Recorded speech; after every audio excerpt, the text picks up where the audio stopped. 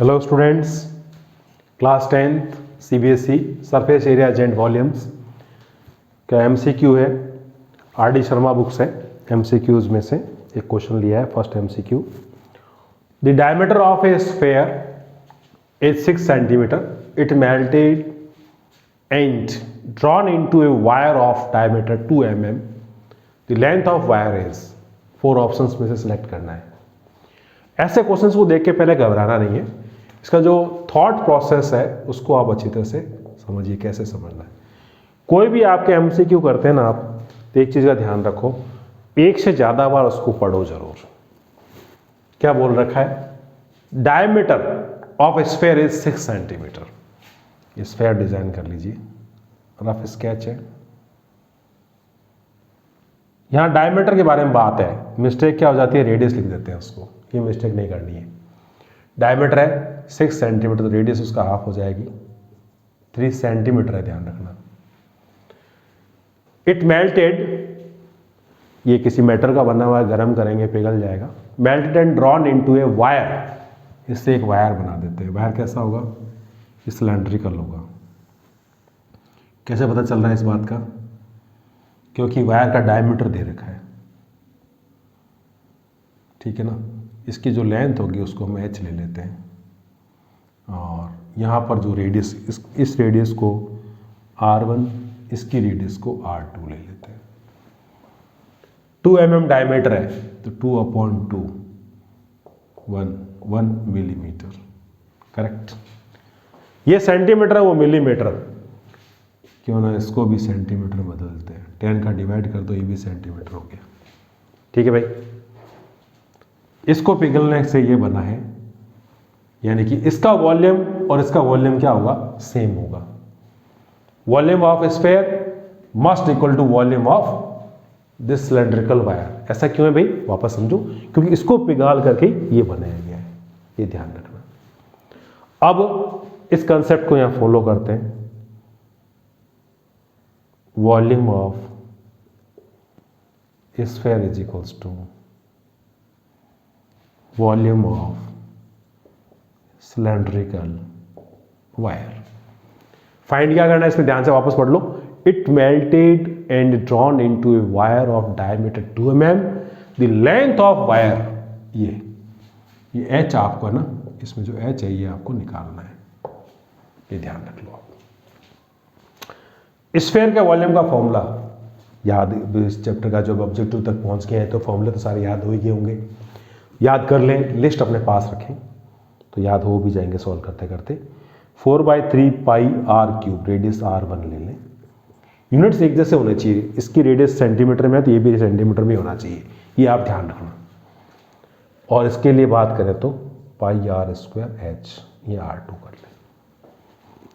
इसमें देखो पाई इस तरफ भी और पाई इस तरफ भी कैंसिल कर दें, वैल्यू रखने की जरूरत नहीं है इसमें। 4/3 R1, इसकी रेडियस 3 × 3 × 3 क्यूब है ना, 3 बार मल्टीप्लाई में लिख देंगे। R1 स्क्वायर 1/10, ये 1/10 स्क्वायर है, और ये h अपनी जगह पड़ा है, करेक्ट। ये 3 से ये 3 कैंसिल आउट। अब सिंप्लीफाई करेंगे इसके अंदर। ये देखो क्रॉस मल्टीप्लाई करते हैं अगर, तो h इक्वल्स टू क्या मिलेगा मेरे को? 4 × 3 × 3, 4 × 3 × 3 इंटू 10 × 10 100, ये ऊपर आ जाएगा। यूनिट क्या लगेगा इसके अंदर? सेंटीमीटर, सारा सेंटीमीटर में था, बट आंसर मीटर में दे रखा है। देखो बड़ी होशियारी से देखो आप, आंसर मीटर में है, तो सेंटीमीटर को मीटर में चेंज करने का जो मेथड होता है, क्या होता है? 100 का डिवाइड कर दें। अब ये किस में बन गया? मीटर में बन गया। 3 × 3 100, और ये 100 कैंसिल आउट। कितना हुआ भाई? 36। 12 3 जा 36, या 9 4 जा, एक ही बात है, मीटर। ये इसकी लेंथ ऑफ द वायर। अब 36 मैच करो, कहाँ आ रहा है? सी में, तो हमारा सी ऑप्शन जो है वो करेक्ट हो गया। आंसर क्या बना? C option. इस तरह से ये MCQ सॉल्व करेंगे। अच्छा क्वेश्चन है, कंसेप्ट समझे कि इसका वॉल्यूम इसके वॉल्यूम के इक्वल होगा, क्योंकि इसको मेल्ट करके ये बनाया गया है।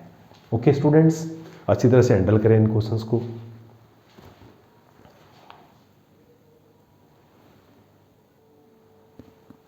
सेकंड एमसीक्यू है, ए metallic sphere of radius 10.5 centimeter is melted and then recast। पहली बात तो मेटेलिक स्फीयर तो है ही है, ठीक है, इसके बारे में तो बात समझ में आई गई। फिर क्या बोला है, ए मेटेलिक स्फीयर ऑफ रेडियस, तो इसका जो थिंकिंग प्रोसेस है वो कैसे जनरेट करेंगे वो देखो आप।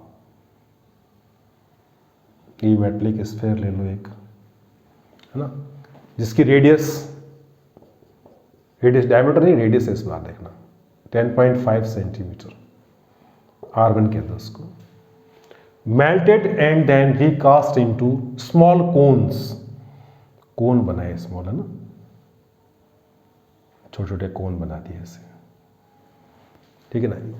तो ईच ऑफ रेडियस 3.5 सेंटीमीटर, इसकी हर एक की रेडियस जो है ना कितनी है, 3.5 सेंटीमीटर, और हाइट इसकी है 3 सेंटीमीटर एक कोन की।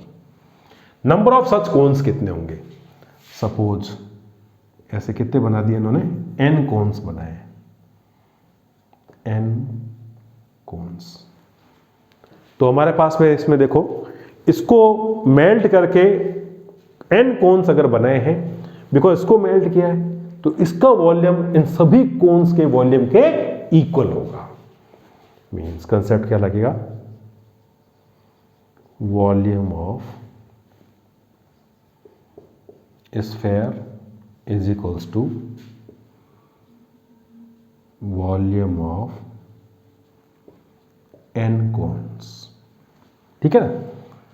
अब आप इसमें नंबर ऑफ कोन्स को हमने n बोल दिया, वॉल्यूम ऑफ स्फीयर कितना आ जाएगा, 4/3 पाई r क्यूब, r की जगह R1 यूज कर लिया क्योंकि रेडियस उस तरफ भी है।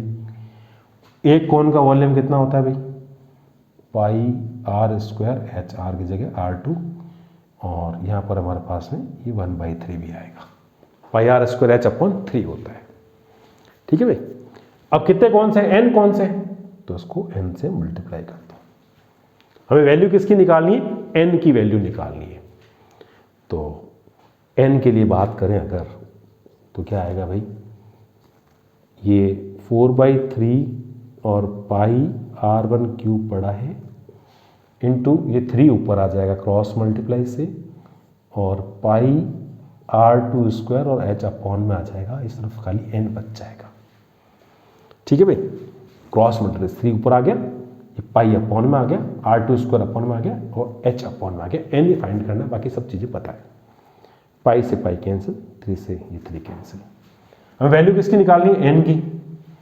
अब सोचो, देखो भाई,